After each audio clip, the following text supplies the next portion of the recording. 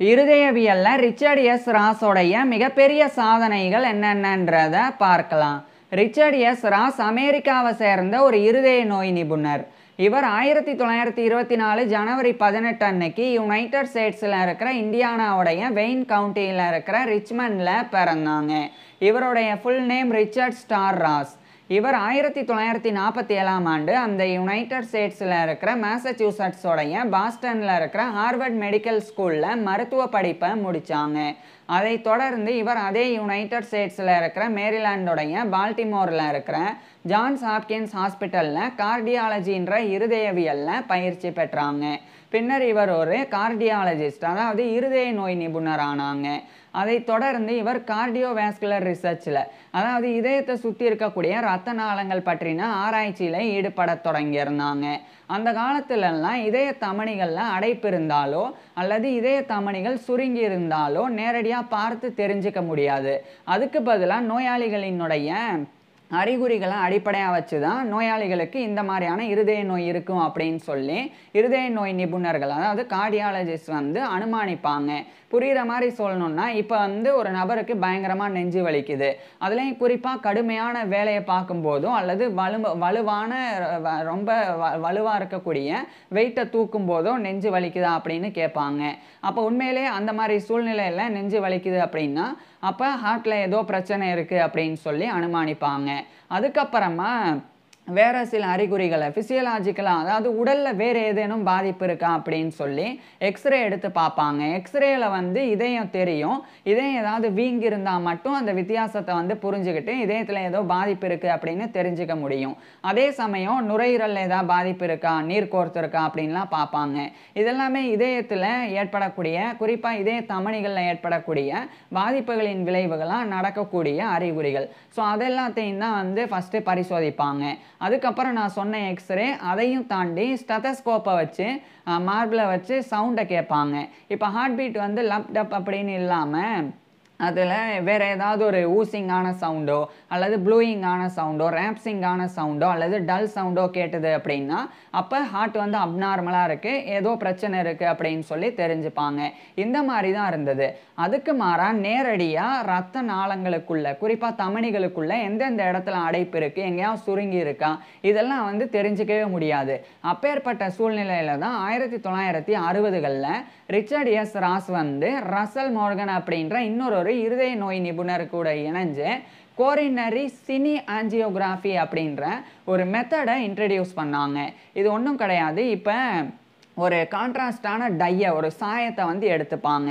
அந்த சாயத்தை இருதய நோயினால் பாதிக்கப்பட்டிருக்க வாய்ப்பு இருக்குது அப்படின்னு கருதப்படுற நோயாளியினுடைய தொடையிலிருந்தோ அல்லது மணிக்கட்டிலிருந்தோ கேத்தோட அப்படின்ற ஒரு டியூப் அதை பயன்படுத்தி உள்ளே செருகுவாங்க.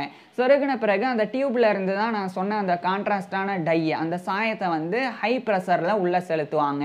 குறிப்பாக ஹார்ட் ஆர்டரிஸில், அதாவது இந்த இரத்த ஓட்டத்தை கொண்டு போகக்கூடிய தமனிகள். ஸோ அதில் அந்த இரத்த தமனிகள் அப்படின்னாலும் பிளட் வெசல்ஸில் ஒன்று தான், இரத்த நாளங்களில் ஒன்று தான். ஸோ அந்த மாதிரி ஆர்டரிஸுக்குள்ளே இந்த கான்ட்ராஸ்டான டையை இந்த டியூபை பயன்படுத்தி உள்ளே செலுத்திடுவாங்க. இப்போ என்ன நடக்கும் அப்படின்னு சொல்கிறேன். ஒரு ஃப்ளோரோஸ்கோப் இருக்கும். இது ஒரு எக்ஸ்ரே கேமரா மாதிரி. இந்த ஃப்ளோரோஸ்கோப்பை வச்சு இப்போ ஒரு நோயாளியை உட்கார வச்சு அந்த நோயாளியினுடைய இதயத்தில் இந்த ஃப்ளோரோஸ்கோப்பை வச்சு பார்த்தா என்ன நடக்கும்னா, அந்த பக்கம் மானிட்டர் வச்சுருவாங்க, ஒரு ஸ்க்ரீன் மாதிரி. இப்போ நான் தான் நோயாளின்னா எனக்கு பின்னாடி ஒரு ஸ்க்ரீனை போட்டுருவாங்க. போட்டுட்டு எனக்கு முன்னாடி ஃப்ளோரோஸ்கோப்பை பயன்படுத்துவாங்க. ஃப்ளோரோஸ்கோப்பில் இருந்து இதயத்துக்குள்ளே எக்ஸ்ரே கதிர்கள் போய் அது எக்ஸ்ரே கேமரா, ஒரு வீடியோகிராஃப் மாதிரி செயல்படும். இப்போ உள்ளே போயிட்டு அந்த பக்கம் ஸ்க்ரீனில் என்ன தெரியும்னா ஹார்ட் தெரியும். ஹார்ட் எப்படி இருக்குது அப்படின்றது தெரியும். ஆனால் அந்த இரத்த நாளங்களும் தெரியும், அந்த ஆர்டரிஸும் தெரியும். ஆனால் அதுக்குள்ளே இருக்கக்கூடிய ரத்த ஓட்டம் சரியாக தெரியாது. இப்போ ரத்த ஓட்டம் தெரிகிறதுக்காக தான் இந்த டையை ஊற்றுறாங்க. இதை புரிகிற மாதிரி சொல்கிறேன். இப்போ ஒரு கண்ணாடி உங்கள் முன்னாடி இருக்குது, டிரான்ஸ்பரண்டான கண்ணாடி. இப்போ அதில் கிளார் அடித்தா மட்டும்தான் அங்கே கண்ணாடி இருக்குது அப்படின்னு தெரியும். இல்லைன்னா அந்த கண்ணாடிக்கு அந்த பக்கம் என்ன இருக்கோ அதுதான் தெரியும். அப்படி இருக்கும்போது அங்கே கண்ணாடி இருக்கா இல்லையா அப்படின்னு தெரியாமலே நம்ம நடந்து போய் இடிக்க வாய்ப்பு இருக்குது. இதுவே அந்த கண்ணாடியில் ஏதாவது ஒரு சாயத்தை பூசுகிறாங்க கலராக, அப்போ வந்து அந்த இடத்துல ஏதோ இருக்குது அப்படின்னு நம்மளால் உணர முடியும். அந்த மாதிரி தான் அந்த ஃப்ளோரோஸ்கோப்பை பயன்படுத்தி ஹார்ட்டை பார்க்கும்போது அதில் இருக்கக்கூடிய ரத்த ஓட்டத்தெல்லாம் பார்க்க முடியாது. ஆனால் அந்த ரத்தத்தில் இந்த டையை கலந்துட்டாங்க அப்படின்னா அந்த டை மட்டும் தனியாக தெரியும். இப்போ ரத்தத்தோடு சேர்ந்து டையும் வந்து ஓடும்போது ரத்தம் எப்படி ஓடுது அப்படின்றத அந்த டையினுடைய ஓட்டத்தை வச்சே நம்ம வந்து புரிஞ்சுக்கலாம். அதாவது ரத்தம் வந்து சாதாரணமாக இருந்தால் ஃப்ளோரோஸ்கோப்பை பயன்படுத்தி ஸ்க்ரீனில் ரத்தத்தோடைய அந்த ஓட்டத்தை பார்க்க முடியாது. அதுவே வந்து ரத்தத்தில் இந்த டை கலந்துருந்தால் அது ஒரு மாதிரி ஒளிரும். அதனால அந்த ஃப்ளோரோஸ்கோப்பை வச்சு பார்க்குறதன் மூலமாக மானிட்டரில் அப்படியே அந்த ரத்தம் வந்து நிறம் மாறிடும். டையினால் அந்த சாயத்தினால் நிறம் மாறி இருக்கும். அப்போ அந்த ரத்தம் தனியாக தெரியும். ஸோ இப்போ ரத்த ஓட்டம் வந்து அப்படியே போயிட்டுருக்கும். அங்கே வீடியோ ரெக்கார்டு வந்து அப்படியே பண்ணிடுவாங்க. அதுக்கப்புறம் அந்த ரத்த ஓட்டம் போன பாதையில் எங்கேயாவது தடை இருக்கா அப்படின்னு சொல்லி அந்த வீடியோவை செக் பண்ணுவாங்க. இப்போ செக் பண்ணால் என்ன நடக்கும்? இப்போ ஏதாவது ஒரு அடைப்பு இருக்குது இந்த இடத்துல அப்படின்னா இந்த இடத்துக்கு ரத்தம் போகும்போது மட்டும் கொஞ்சம் ஸ்லோவாக போயிருக்கும் அல்லது கொஞ்சம் தடைப்பட்டு போயிருக்கும். இதை வந்து தெரிஞ்சுக்கிட்டால் அதை வந்து அந்த சாயம் அப்படி தான் போகும். அதாவது ரத்தம் போகிற மாதிரி தான் சாயமும் ரத்தத்தோடு கலந்து தான் போகும். ஆனால் என்ன நடக்கும்? சாயம் வந்து வெளிப்படையாக தெரியும் அந்த மானிட்டரில். அதனால் அந்த சாயம் வந்து ரத்தம் போகிற மாதிரியே போகிறனால எங்கெல்லாம் ரத்தம் போகுதோ ரத்தத்தோடு கலந்து சாயம் போயிட்டே இருக்கும். எங்கேயாவது அடைப்பு இருந்தால் மட்டும் அந்த இடத்துல தடுத்து நிறுத்தி வேற பக்கம் வந்து ரத்தம் போகும். அப்போ அந்த சாயமும் போகும். ஸோ இதை வந்து மானிட்டரில் தெரிஞ்சிடும். அப்போ பர்டிகுலராக இந்த இடத்துல அடைப்பு இருக்குது அப்படின்னு தெரிஞ்சுக்கலாம். அதுவே வந்து ரத்த நாளங்கள் தமனிகள் எல்லாம் சுருங்கி இருந்தாலும் இதை வச்சு தெரிஞ்சுக்கலாம். எப்படின்னா இப்போ ஒரு நீளமாக ஒரு கோடு இருக்குது. அந்த நீளமாக ஒரே அளவில் வந்து சாயம் போயிருக்கு. ஆனால் ஒரு குறிப்பிட்ட இடத்துல மட்டும் ரொம்ப குறுகலாக, அதாவது இப்போ இவ்வளோ குண்டா இருக்குன்னு வச்சுக்குவோம். இவ்வளோ குண்டா வந்து ஒரு ரத்த நாளம் இருக்குது. அதுக்குள்ளே வந்து ரத்தம் ஓடுது அப்படின்னா அந்த சாயமும் ஒரே மாதிரி ஓடிட்டுருக்கும். ஒரு குறிப்பிட்ட இடத்துல மட்டும் இப்படி, அதாவது கொஞ்சம் சுருங்கின மாதிரி இந்த குறிப்பிட்ட கேப்பை பாருங்கள், ரொம்ப சின்னதாக இருக்கிற மாதிரி. ஸோ அப்படி சின்னதாக இருக்கிற மாதிரி அந்த சாயம் வந்து ஒரு இடத்துல போகுது அப்படின்னா அப்போ அந்த இடத்துல வந்து ரத்த நாளம் சுருங்கி இருக்குது அப்படின்னு தெரிஞ்சுக்கலாம். அதுவும் மானிட்டரில் விழும். ஸோ இதை வந்து தெரிஞ்சுக்கலாம். அது அப்படி அதை தெரிஞ்சுக்கிறதுக்கான, அதாவது ஹார்ட் ஆர்டரிஸோடைய ஸ்ட்ரக்சரை அப்படியே வந்து தெரிஞ்சுக்கிறதுக்கு உண்டான ஃபஸ்ட்டு மோஷன் பிக்சர்ஸ் தான் இந்த ஒரு, அதாவது ஃபஸ்ட்டு மோஷன் பிக்சரை எடுக்கிறதுக்கு உண்டான ஒரு மெத்தடு தான் இந்த கோரினரி சினி ஆஞ்சியோகிராஃபின்றது. ஸோ இந்த ஃப்ளோரோஸ்கோப்பையும் மானிட்டரையும் பயன்படுத்தி ஒரு டையை உள்ளே செலுத்திடுவாங்க நோயாளியினுடைய ரத்த நாளங்களுக்குள்ளே.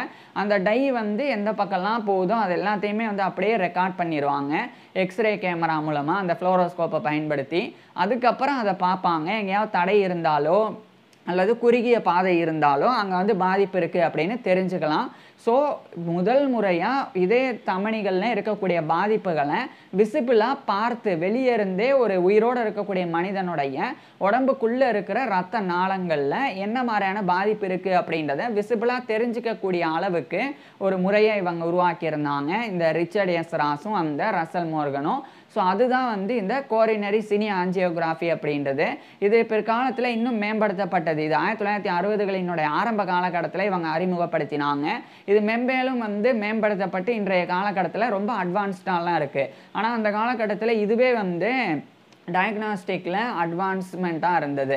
அதுக்கப்புறம் இவர் வந்து இன்னும் சில நபர்கள் கூட இணைஞ்சு இன்னொரு விஷயம் பண்ண ஆரம்பிக்கிறாங்க. இப்போ பொதுவாக இப்போ ரத்த நாளங்களில் வந்து பாதிப்பு இருக்குது அப்படின்னு நம்ம தெரிஞ்சுக்கலாம். இப்போ ஒரு ரத்த நாளங்கள் வந்து அடைப்பு இருக்குது, இந்த இடத்துல வந்து ரத்த நாளம் வந்து குறுகி இருக்குது அப்படின்னு நம்ம தெரிஞ்சுக்கிறோன்னு வைங்க. அப்போ அதனால இதயத்துக்கு ஏதாவது பாதிப்பு ஏற்பட்டிருக்கா அப்படின்றத தெரிஞ்சுக்கணும். அதை தெரிஞ்சுக்கிறதுக்கு இந்த மயோகார்டியல் பிளட் ஃப்ளோவை செக் பண்ணணும். அப்படின்னா என்னென்னா இந்த இதயத்தினுடைய மஸ்குலர் டிஷ்யூ அப்படின்ற தசை திசு தான் மயோகார்டியம் அப்படின்றது. அதுக்குள்ளே ரத்த ஓட்டம் வந்து சீராக இருக்கா அப்படின்னு பார்க்கணும். இப்போ ரத்த ஓட்டம் சீராக இருக்குது அப்படின்னு தெரிஞ்சால் அப்போ இந்த ரத்த நாளம் வந்து அடைப்பு விழுந்த இடத்த மட்டும் சர்ஜரி பண்ணி சரி பண்ணால் போதும், இதயம் நல்லா தான் இருக்குது அப்படின்னு சொல்லி தெரிஞ்சுக்கலாம். அப்படி இல்லை, அந்த இதயத்துக்குள்ளே ரத்த ஓட்டம் ஸ்லோவாக இருக்குது அப்படின்னா அப்போ இந்த சர்ஜரி பண்ணால் மட்டும் பத்தாது, இதயத்தில் வேறு ஏதோ பாதிப்பு இருக்குது, அதையும் சரி பண்ணணும் அப்படின்னு சொல்லி புரிஞ்சுக்க முடியும். அதுக்காக இந்த மயோகார்டியல் பிளட் ஃப்ளோவை செக் பண்ணணும். ஆனால் அதுவும் அந்த காலத்தில் ரொம்ப கஷ்டம். அப்படிலாம் ரத்த ஓட்டத்தை அவ்வளோ ஈஸியாலாம் செக் பண்ண முடியாது. அப்போ தான் ரிச்சர்ட் எஸ் ராஸ் அதே மாதிரி இவர் வந்து சில நபர்கள் குறிப்பாக வந்து காட்லி ஃப்ரீசிங்கர் அப்படின்னு ஒருத்தர், அதுக்கப்புறம் ஜே மைக்கேல் கிரைலி அப்படின்னு இன்னொருத்தர், அதே மாதிரி ஓனியல் ஹம்ஃப்ரீஸ் அப்படின்னு இன்னொருத்தர் அப்படின்னு மொத்தமாக 3 இருதய நோய் நிபுணர்கள் அவங்க கூட இணைஞ்சு இவர் வந்து கோரினரி ஆர்டியோகிராம்ஸ் அப்படின்னு சொல்லி ஒரு டெக்னிக்கை அறிமுகப்படுத்தினாங்க. இது வந்து இவர் ஜான்ஸ் ஹாப்கின்ஸ் ஹாஸ்பிட்டலில் பணிபுரிஞ்சு வரும்போது இதுவும் வந்து மிகப்பெரிய ஒரு விஷயமா இருந்தது. இப்போ இது எப்படி செயல்படுது அப்படின்றத சொல்கிறேன். இதுவும் வந்து ஒரு கான்ட்ராஸ்டான டையை தான் வந்து நோயாளிகளினுடைய இருதயத்தில், பர்டிகுலராக இதயத்தில் இருக்கக்கூடிய தமனிகளில் வந்து செலுத்துவாங்க. ஹார்ட் ஆர்டரிஸில் வந்து கோரினரி ஆர்டரிஸில் வந்து செலுத்துவாங்க. செலுத்தின உடனே அந்த டையை வந்து இதயத்துக்குள்ளே வந்து ரத்தத்தோடு சேர்ந்து ஃப்ளோ ஆக ஆரம்பிக்கும். அதுக்கப்புறம் அந்த ஃப்ளோவில் வந்து எவ்வளோ பிளட்டு வந்து ஒரு நிமிஷத்துக்கு இதை வந்து கடக்குது அப்படின்னு பார்ப்பாங்க. இப்போ இந்த சாயம் வந்து உள்ளே போகிறனால ஃப்ளோரோஸ்கோப்பை பயன்படுத்தி அந்த சாயத்தை வந்து பார்க்க முடியும் மானிட்டரில். அப்படி பார்த்தா அந்த சாயம் எவ்வளோ வேகத்தில் போகுது, எவ்வளோ அளவில் வந்து போகுது, அது எல்லாத்தையும் அதில் வந்து தெரிஞ்சுக்க முடியும். இப்போ ஒரு அளவு இருக்குதுன்னு வச்சுக்குவோம். இப்போ ஒரு நிமிஷத்துக்கு ஒரு 50 மில்லி வந்து பிளட்டு போயிடணும் அப்படின்னு நான் உதாரணத்துக்கு சொல்கிறேன். 50 மில்லி வந்து இந்த பக்கம் இருந்து இந்த பக்கம் இதயத்துக்கு போயிடணும், அந்த மயோகார்டியம் வழியாக ட்ராவல் ஆகி பிளட் ஃப்ளோ ஆகி. ஸோ அப்படி வச்சுக்குவோம். இப்போ அந்த டை கலந்த அந்த ரத்தம் வந்து தெரிகிறனால அதை அப்படியே பார்ப்பாங்க, எவ்வளோ ரத்தம் வந்து ஒரு நிமிஷத்துக்கு வந்து ட்ராவல் ஆகுது. இப்போ 30 மில்லி தான் ஆகுதுன்னு வச்சுக்குவோம். அப்போ 30 மில்லி தான் ஆகுது அப்படின்னா அப்போ 50 மில்லி ஆகணும். 30 மில்லி தான் ஆகுது அப்படின்னா அப்போ பிளட் ஃப்ளோ வந்து அந்த மயோகார்டியத்துக்குள்ளே ஸ்லோவாக இருக்குது. அப்போ அந்த மயோகார்டியத்தில் ஏதோ பிரச்சனை இருக்குது அப்படின்னு அர்த்தம். அந்த நிலை தான் வந்து மயோகார்டியல் இஸ்கீமியா அப்படின்னு சொல்லி அழைக்கப்படும். அதாவது இதய தசைக்குள்ளே ரத்த ஓட்டம் வந்து மெதுவாக இருக்குது அப்படின்னா அந்த நிலை தான் இந்த மயோகார்டியல் இஸ்கீமியா அப்படின்றது. இந்த நிலையை கண்டறிகிறதுக்கு தான் இந்த கோரினரி ஆர்டியோகிராம்ஸ் அப்படின்ற இந்த டெக்னிக்கை இவங்க வந்து அறிமுகப்படுத்தினாங்க. இதுவும் மிகப்பெரிய ஒரு விஷயம். ஸோ இந்த மாதிரி டையை வச்சு என்ன நடக்குது உள்ள அப்படின்றத தெரிஞ்சுக்கலாம். அதுக்கு ஒரு மேத்தமேட்டிக்கல் ஃபார்முலா இருக்குது. நான் சும்மா 50 மில்லி அப்படின்னு சொன்னேன், ஒரு நிமிஷத்துக்கு 50 மில்லிலாம் கிடையாது, அதை விட ஜாஸ்தி. ஸோ அதை வந்து மேத்தமேட்டிக்கல் ஃபார்முலா மூலமாக என்ன அளவுக்கு பாதிப்பு இருக்குது, எவ்வளோ பாதிப்பு இருக்குது, அதை எப்படி சிகிச்சை கொடுக்கணும் அப்படின்றதெல்லாம் இருதய நோய் நிபுணர்கள் வந்து தெரிஞ்சுக்க முடியும். அப்பேற்பட்ட ஒரு விஷயத்தை இவர் வந்து பண்ணியிருந்தாங்க அந்த நபர்கள் கூடலாம் இணைஞ்சு.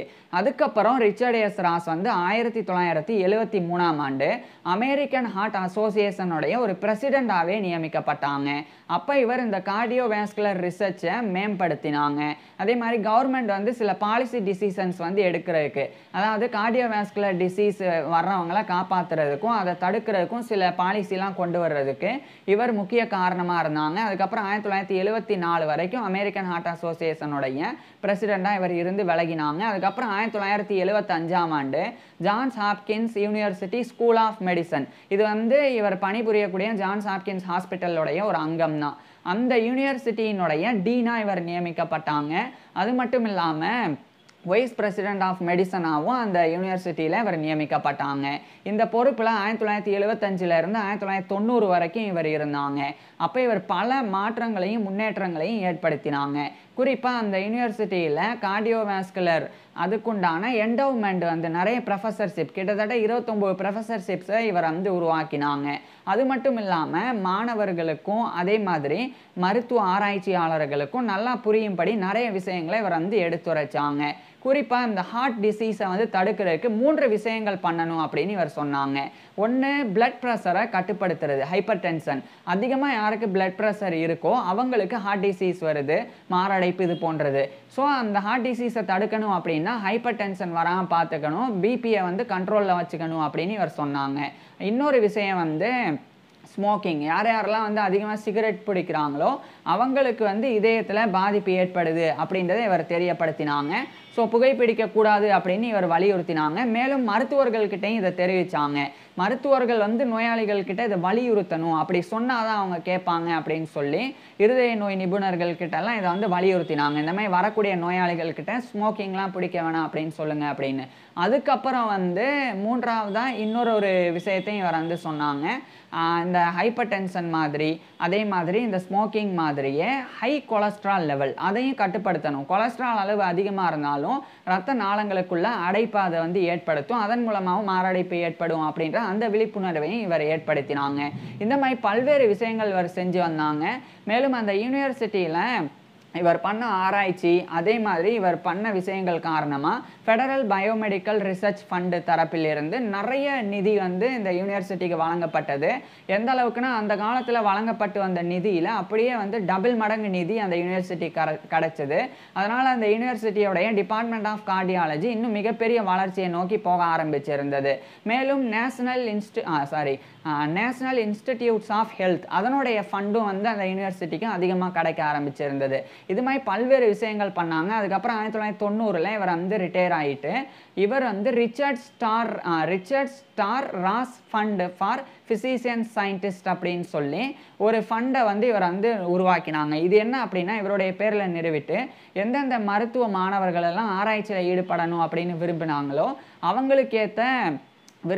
அவங்களுக்கு ஏற்ற சேலரி கொடுக்கறது. ஸோ அந்த மாதிரி ஒரு நிதியத்தை இவர் உருவாக்கினாங்க. இதன் மூலமாக மருத்துவ ஆராய்ச்சி வந்து மேம்பட ஆரம்பிக்கும்.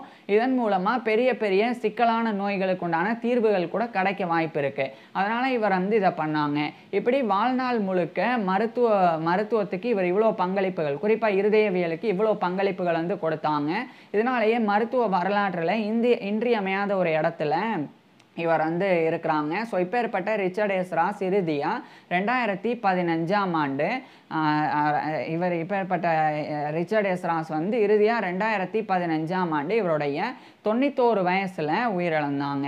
ஸோ ரிச்சர்ட் எஸ் ராஸ் வந்து இறந்து போயிருந்தாலும் இவர் வந்து இந்த மருத்துவத்திற்கும் குறிப்பாக இருதயவியல் அப்படின்ற கார்டியாலஜிக்கு இவர் ஆற்றின பங்களிப்பு அப்படின்றது மிகப்பெரியது. அது இன்று வரை வந்து மிகப்பெரிய அளவில் பேசப்படக்கூடிய ஒரு விஷயமா வந்து இருந்து வருது. ஸோ அவ்வளோ விஷயங்கள் பண்ண இந்த ரிச்சர்ட் எஸ் ராஸ் பற்றி நீங்கள் என்ன நினைக்கிறீங்க அதை கீழே கமெண்ட்ஸில் சொல்லுங்கள். இவர் இறந்தது வந்து 2015 ஆகஸ்ட் 11. ஸோ இவருடைய 91 வயசு. அதே மாதிரி இன்னும் நிறைய டீட்டெயில்ஸை நான் டிஸ்கிரிப்ஷனில் கொடுத்துருக்குறேன். அது ஸ்பெல்லிங்லாம் உங்களுக்கு தெரியல அப்படின்னா அதை வந்து பார்க்கலாம். அதே மாதிரி இவருடைய ஃபுல் லைஃப் ஹிஸ்ட்ரியை நான் ஏற்கனவே பேசியிருக்கேன். அதையும் பார்க்குறதுக்கு கீழே டிஸ்கிரிப்ஷனில் லிங்க் கொடுத்துருக்குறேன். கட்டாயமாக பாருங்கள். தேங்க்யூ.